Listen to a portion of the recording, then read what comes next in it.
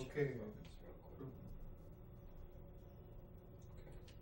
Okay, we're back on, and I wanted to ask you, after the Manhattan Project, when you came to work at K-25, I believe that was called the expansion program or expansion period of the plant. Are you familiar with the term expansion program? Well, you're talking about when they built the additional K-27, 29, 31. Right. Can you explain what the expansion program is? And well,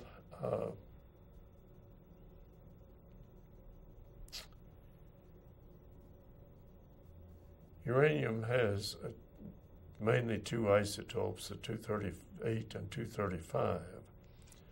And the 235 is only about 0.7%. And since that is the element you want the isotope you want for power and other uses, you try to get as much of that as you can out of the normal uranium. And in order, your enrichment is very small. It's a matter of, I don't know, thousandths of a percent per stage, or maybe even less than that.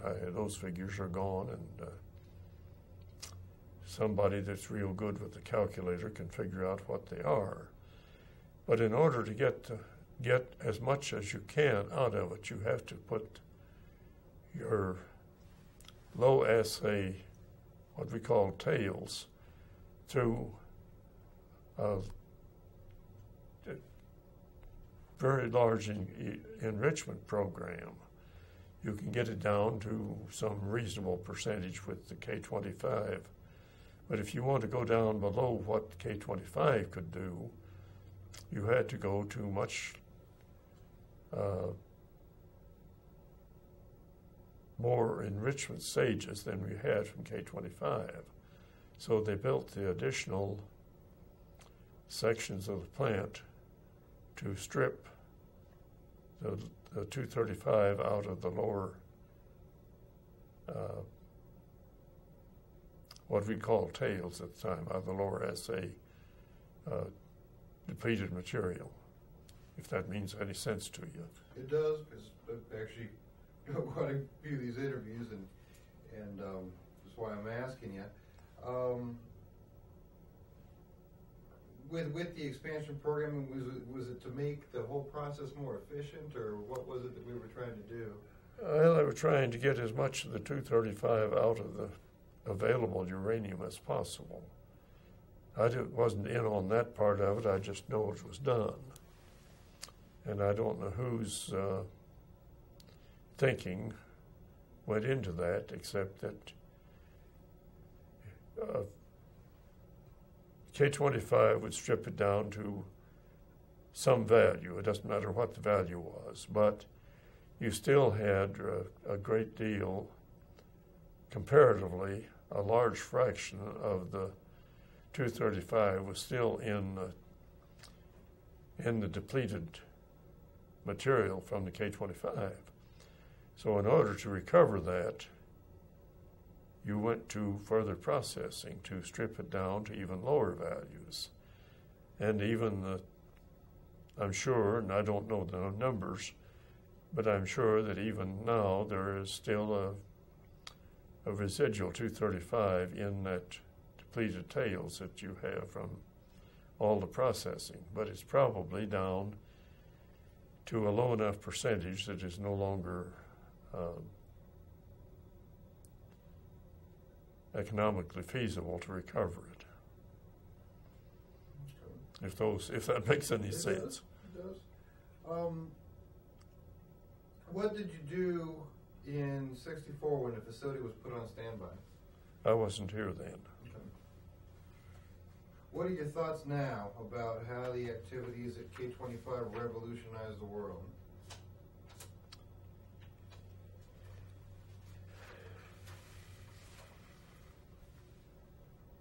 Well, it was a job that had to be done, and I think frankly, that we're going to have to go to the use of atomic power. I don't think we can continue to use fossil fuels, coals, and oil that we have available. And we'll have to have the energy to operate in the world. We can't, we're past the time that we can use manpower and use animal power, so we're going to have a power source. They talk about the hydrogen economy. Hydrogen is not readily available, and it is not cheap, and you have to have a lot of power to make it. So although it is a very good fuel, you have to have fuel to make the hydrogen. So that means you're going to have to go to wind power, ocean power, atomic energy, something of the sort. We're not going to use, and now you ask a TVA coal burner, and they don't contaminate. But you go back in the hills up here and ask a guy that lives along back in the hills, and he said, "Oh my, I had a good well for many years, but now it's got so much mineral in it I can't use it anymore." What's happened is that when they opened up your coal seams, it let water back into the underground aquifers and contaminated most of the underground water supply. And you ask the TVA, and we just put a little bit of stuff up in the air, but the numbers I've seen is something like about I think roughly 6% of the coal they burn is sulfur.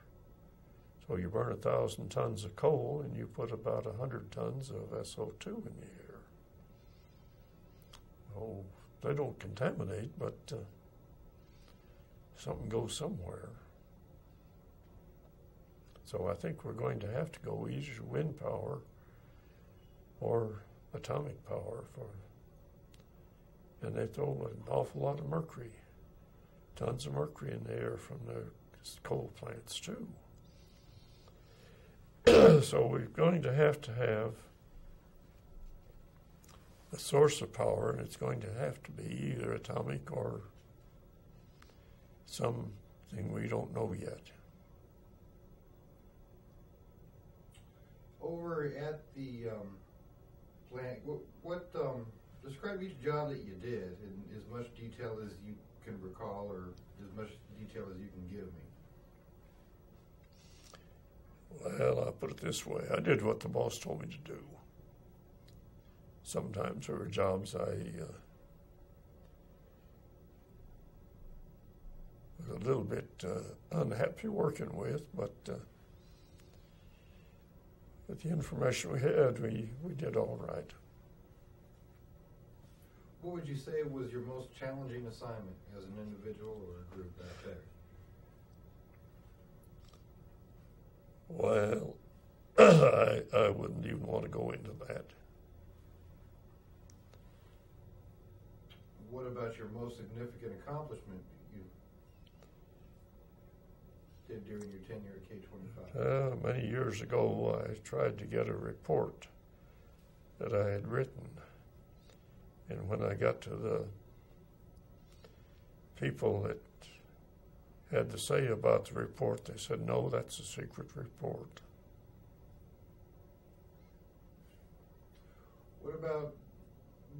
What was your job title working out there? Minor supervisor, which covers a lot of sins.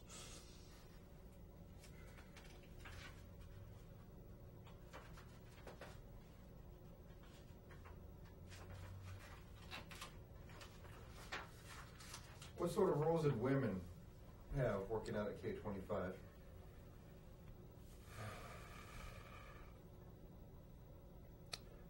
Most of the women that I knew were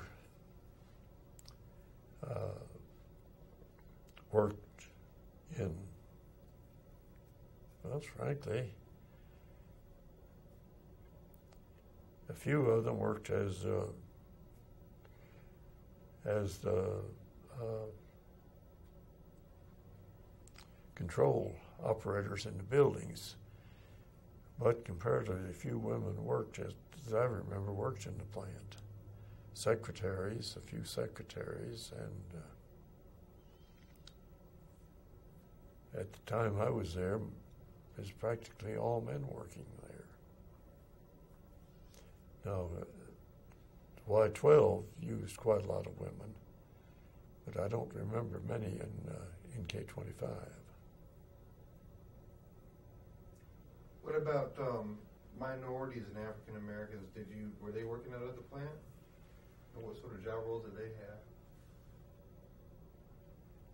Well, at that time, which was in the 40s,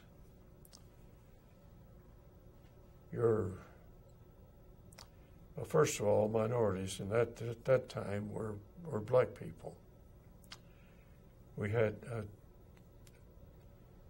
Manhattan Project was sited here in East Tennessee because there were almost no foreign population and almost no non-native,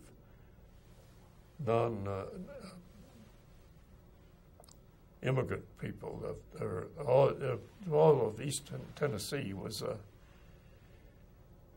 had been settled, and the population was steady for a good 50 or 60 years. There are no foreign-born element in this section. So we had no Japanese or Chinese or anything of that. That has come in the last 50 years, 25 years, really. And your minority were the black people, and at that time, most of your black people were employed in janitorial and this type of work, service work. Now, we had a few native American Indians, and I mentioned one morning when I went into one of the friends that I worked with, I said, "Let's give it back to the Indians." He sort of chuckled. As far as I'm concerned, the Indians already got it. I didn't know at the time, but he was one of our Native Americans, and later I ran into a guy that was talking. He was 300 or 200 or 180 something of a Shawnee, but he traced his lineage back to a trace. But we had quite several American Indians working there with us, and as I say, they would work as operators along with other. There was no distinction. In fact, I didn't even know the guy was an Indian. He was a guy I liked and worked with and enjoyed. What was were you married? We were married about 18 months, give or take, when I came down here. What was life like for your spouse? Looking at here.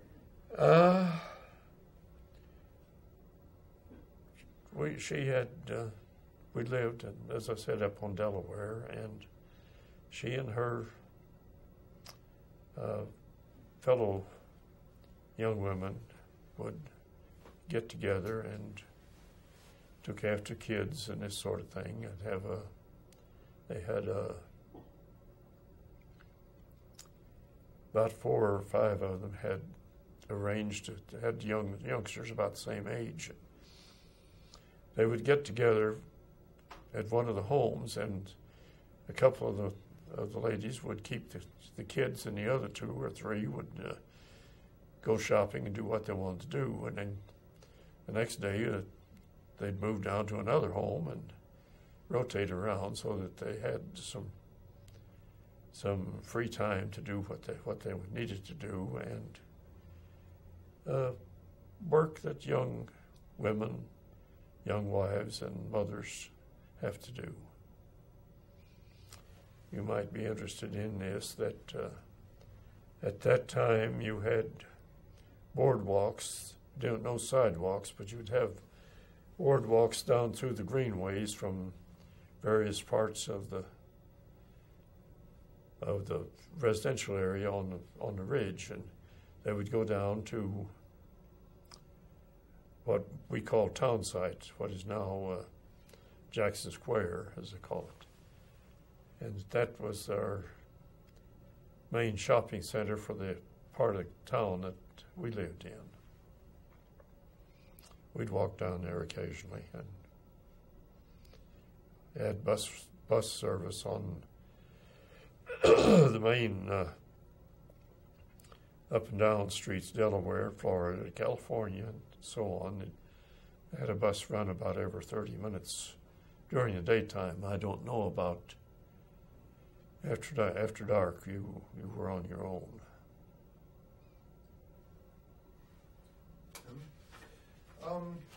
Just sort of kind of broad perspective questions here, and describe for me what you think that future generations should remember about K-25. Oh,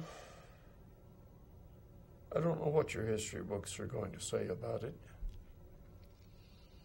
It's going to be written based upon what you and your peers say about it, I guess.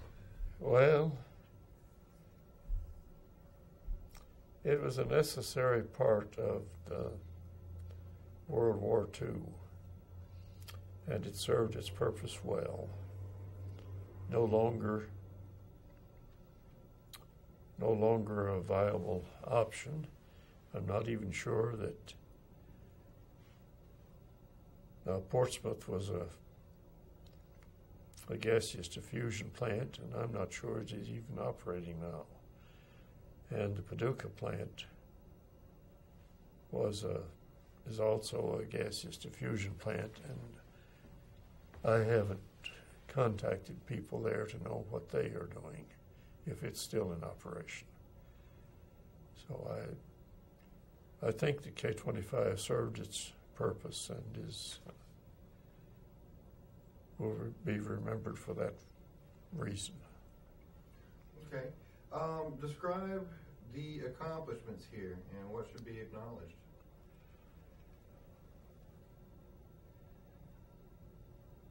A lot of what we've learned in the last years, and it is taken now as something that is, well, just true, was put together by people working at K-25 and at X-10 and Y-12. We built a lot. At the time I was working at K-25, many of us didn't know what we were working, really, what the dangers were, or what the critical parts of the things we were working with was. And we had to learn as we went along. They did a pretty good job of it. And people now look back and say, well, why did anybody pull that dumb stunt? But the guy that pulled that dumb stunt was learning to do what the guy now is building on, if that makes sense. It does make sense. You have to learn. Is there anything else that you wanted to discuss or say or expand upon before the interview ends? No, as far as I'm concerned, if you're satisfied, I am. I'm very satisfied. Those are all the questions that I had, and thank you for coming out. Let Justin get